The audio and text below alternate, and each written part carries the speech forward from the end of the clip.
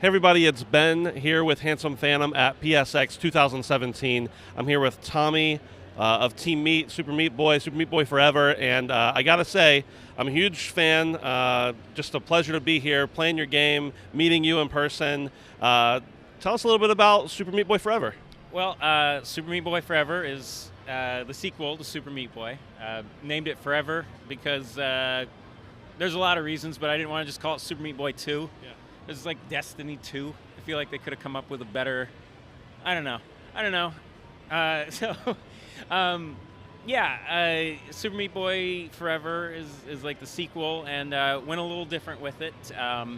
Instead of just putting out 600 levels and slapping a 2 on it, wanted to do something new and something challenging for myself, because I don't like doing the same things over and over. So instead of just a ton of levels, it's actually a ton of little small levels that randomly generate together, and to make one big level, and after you beat that one big level, it gets harder and it regenerates to a harder version. And there's still Light in a Dark World, 6 chapters. Like, it actually has more levels in it than the first Meat Boy. They're just presented in a much different way. And with that, I wanted to try to simplify controls and see if I could make a game that feels like Super Meat Boy, but with 2 buttons. And I think I succeeded. Yeah, it definitely feels like Super Meat Boy, that's for sure. And you mentioned that it, the levels changed to get harder, and everybody knows that the one thing Super Meat Boy needed was to get harder. Yes.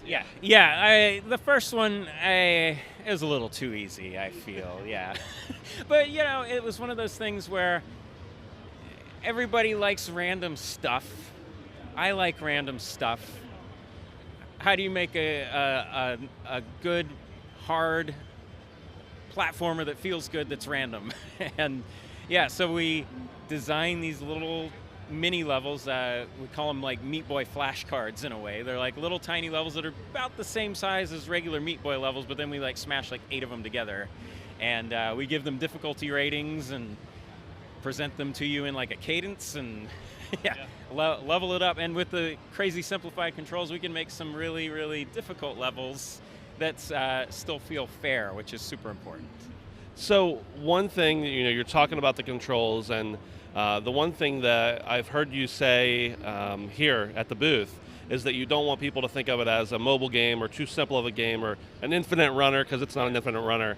And I can attest that it doesn't feel like that. Yeah. But talk a little bit about your decision to move that direction, to simplify those controls, to possibly put it out on mobile. You have some things to figure out still with that, but yeah. So the story of it all starts in 2011. I was in a GDC hotel room, and everybody was making iPhone games around that. I mean, they still are, but everybody was obsessed with them, and everybody kept asking for Meat Boy on iPhone.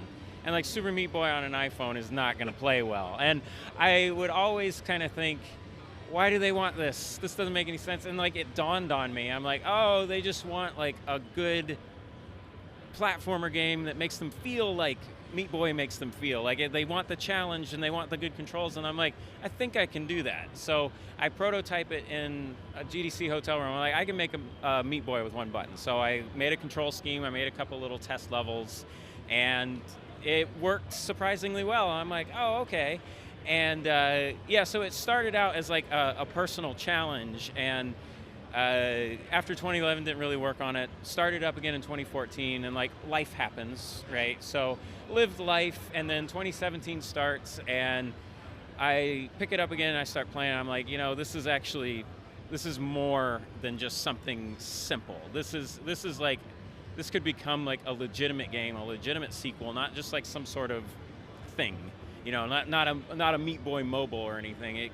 This has the potential to be like a really good sequel that is different but the same, And my career is basically just find things that interest me and challenge me, because I really like that kind of weird discovery of like, okay, well, this is new, this is interesting. I kind of thrive on that stuff, and I like puzzles, and this is just a big giant puzzle of take something with crazy good controls and then boil them down and still make it feel good. So. Right. So we're going to wrap up soon, but just one more question I've had.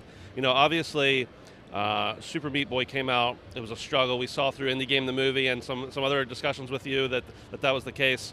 It came out. It was a huge hit. It's been released lots of different times on different platforms. How has Super Meat Boy changed your life from the first game to leading up to the release of the second game? Well, okay, so I'm not poor, which that's the big one, yeah. And it's interesting because like I'm doing like on-camera interviews and all this stuff, and people recognize me, and they recognize me not so much from the game, but they recognize me from the movie, right. And that's a super interesting thing, and it has made life way better. Yeah. I mean, I absolutely cannot complain, and like with Forever, going from Super Meat Boy and then doing Forever, it's kind of like, oh, I got to follow this up with something awesome, because I never fooled myself into thinking, oh, Super Meat Boy is just not going to do well. I was like, I think it'll do okay. I had no idea it would do this okay. So, yeah, it has improved life and finances quite a bit. I can imagine.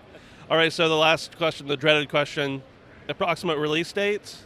I'm going to say summerish or fallish 2018. So nice. We're getting there. We'll be looking forward to it. Awesome. Thanks, I appreciate it. Yeah, thank you very much.